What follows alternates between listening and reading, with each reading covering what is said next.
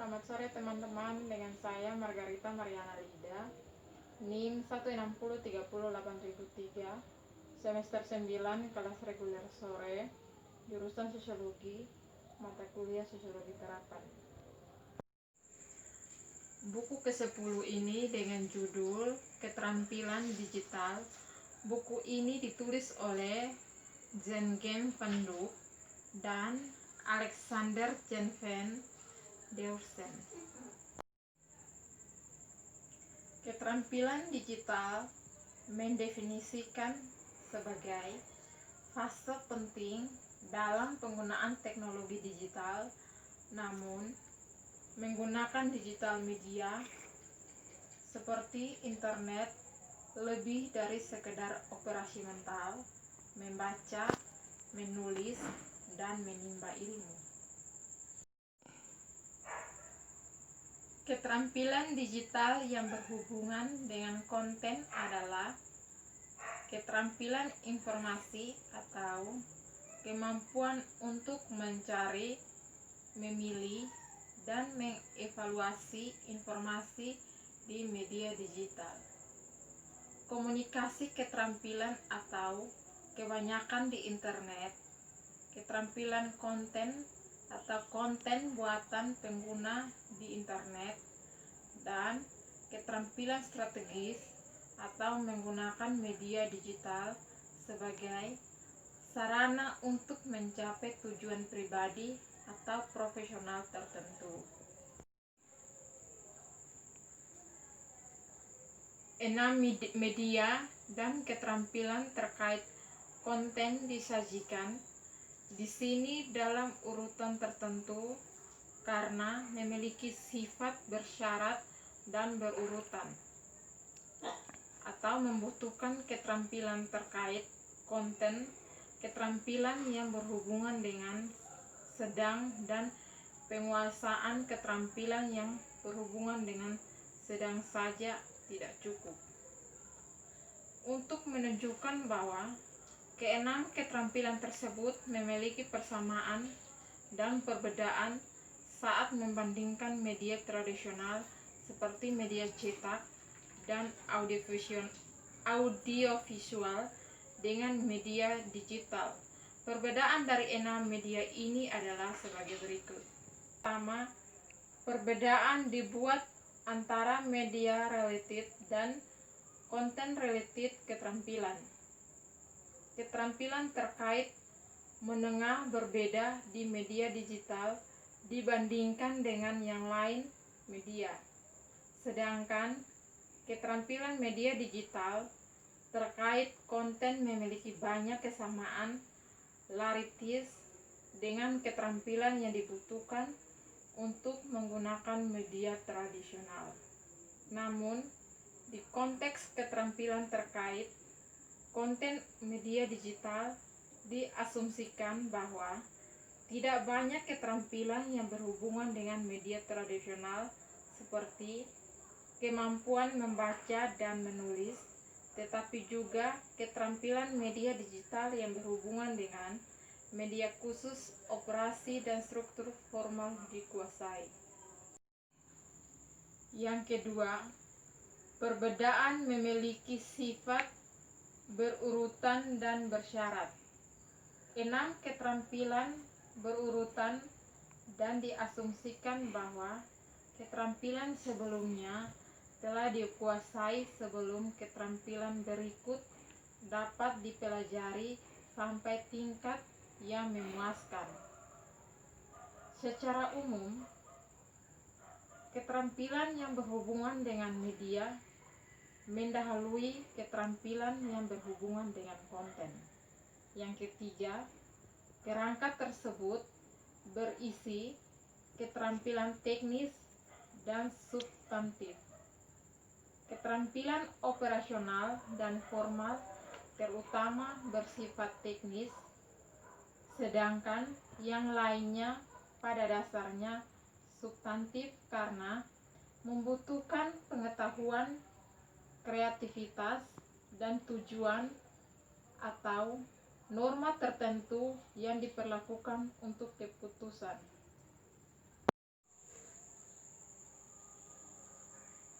Keterampilan kontemporer, tradisional, dan digital hanyalah media terbaru keterampilan yang telah dikembangkan orang. Sebuah snapshot dari sejarah menunjukkan bahwa perluasan dan jumlah keterampilan kumulatif telah muncul dan itu semakin besar. Bagian dari populasi membutuhkan keterampilan ini. Saat ini, internet membutuhkan lebih banyak keterampilan daripada media tradisional dan lebih dari keterampilan komputer itu sendiri. Dalam masyarakat informasi kontemporer dan masa depan, ini adalah keterampilan yang berhubungan dengan konten yang semakin menentukan posisi orang di pasar tenaga kerja dan dalam kehidupan sosial. Sayangnya, keterampilan ini tampaknya menjadi yang paling bermasalah, dan banyak yang tampaknya berjuang untuk melengkapi diri dengan keterampilan yang mereka butuhkan untuk berpartisipasi dalam masyarakat kontemporer. Beberapa orang meremehkan masalah ketimpangan keterampilan digital. Klaim mengingat media tradisional tetap melayani segala kebutuhan. Mereka mengklaim bahwa ketidaksetaraan penggunaan media bukanlah hal baru karena terjadi dengan semua media sepanjang sejarah. Selain itu, mereka mengklaim bahwa mereka yang memiliki tingkat keterampilan digital yang tidak memadai memang demikian biasanya didukung oleh individu-individu di dekatnya yang memiliki level digital yang memadai keterampilan. Media tradisional adalah semakin kalah dengan media digital dalam semakin banyak praktik di masyarakat. Terlepas dari beberapa kesamaan dengan keterampilan media tradisional, keterampilan digital juga demikian berbeda. Keterampilan digital membutuhkan penguasaan tertentu yang relatif kompleks operasi antarmuka dan aplikasi teknologi digital. Kesenjangan digital asli atau didefinisikan sebagai kesenjangan antara orang yang memiliki dan tidak memiliki akses fisik ke komputer dan internet sekarang telah mengembangkan pembagian yang mencakup perbedaan dalam keterampilan yang dibutuhkan untuk menggunakan internet. Kesimpulan penting kedua menyusul dari konfirmasi empiris untuk mempertimbangkan media dan konten keterampilan internet terkait. Mengikuti teori sumber daya dan apropriasi, itu dikemukakan bahwa orang dengan ketidaksetaraan temporal, materi, mental, sosial, dan sumber daya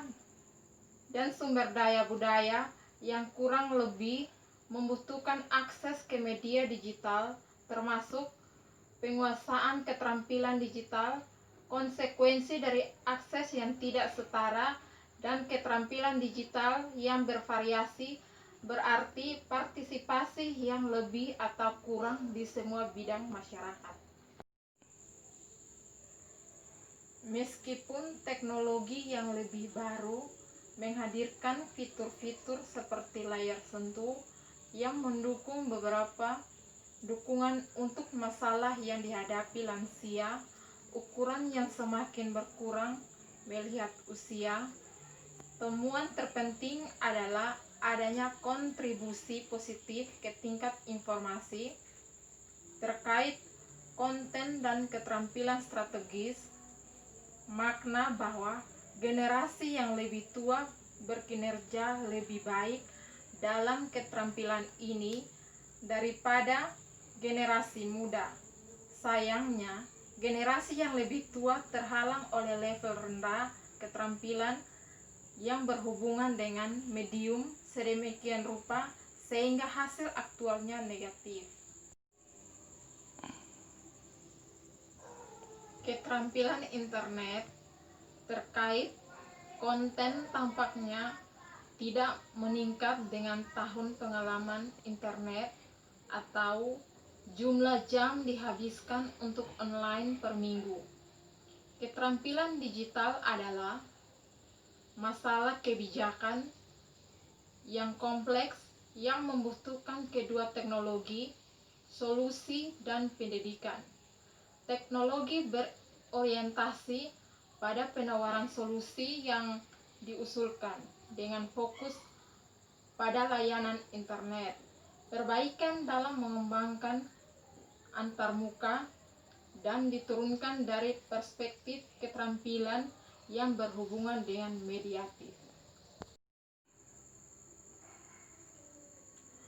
Untuk membantu pengguna internet mempertahankan fokus yang kuat, lakukan yang benar tindakan, dan membuat pilihan yang benar. Sistem pendukung keputusan atau DSS itu mengatasi keputusan kehidupan sehari-hari menjadi semakin populer. DSS tampaknya cukup membantu untuk sejumlah besar pengguna dan dapat dikembangkan untuk beberapa pengguna pilihan yang dihadapi orang. Sekian presentasi dari saya untuk buku ke-10 ini. Terima kasih. Selamat sore.